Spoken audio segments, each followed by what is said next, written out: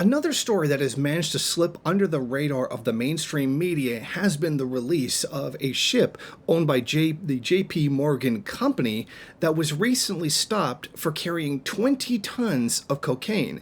The ship has now been released, but it appears the cocaine has been confiscated. The ship was stopped after a tip-off about the contents. Investigators found $1.3 billion worth of cocaine aboard the ship. While the drugs have been confiscated, the ship has been released under certain conditions. U.S. Attorney William M. Swain said in a Twitter post, "Progress on our MSC Guyane ship seizure. Today my office secured a $10 million in cash and $40 million surety bond from the owner and operator of the vessel in exchange for its temporary release pending a final resolution in the case." The boat's operator, Switzerland-based Mediterranean Shipping, and its registered owner, Bermuda-based Meridian 7, had argued that leaving the Guyane anchored in the Delaware River posed an extreme commercial prejudice and hardship to their operations. Now, this cargo ship is actually owned by J.P. Morgan Chase, the bank, through a transportation fund managed by that bank. J.P. Morgan has leased the ship to MSC, which is solely responsible for the vessel's crew and operations.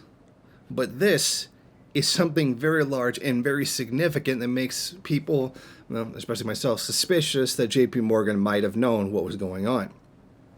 According to the CBP Director, Field of Operations in Baltimore, the MSC Guyane was the largest vessel seized in U.S. Customs and Border Protection's 230-year history.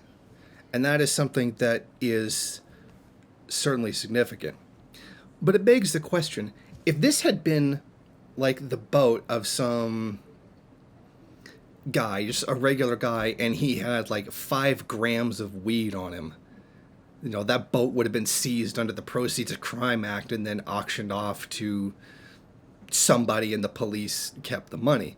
But it's so interesting that you can have, what is it, the largest cocaine boat bust in history, at least in the United States, and the boat can just leave because they gave them $10 million, then promised them $40 million more if the boat didn't return.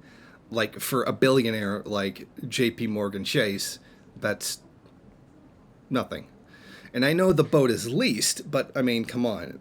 Do you think the company that was using the boat paid the $10 million and promised $40 million more? No, I think it was probably J.P. Morgan Chase Bank, the multi-billionaires, who did that. So even if this boat were to mysteriously not return, $40 million really isn't that much to them, especially when it might be considered covering up evidence that would lead to a larger cocaine trafficking ring.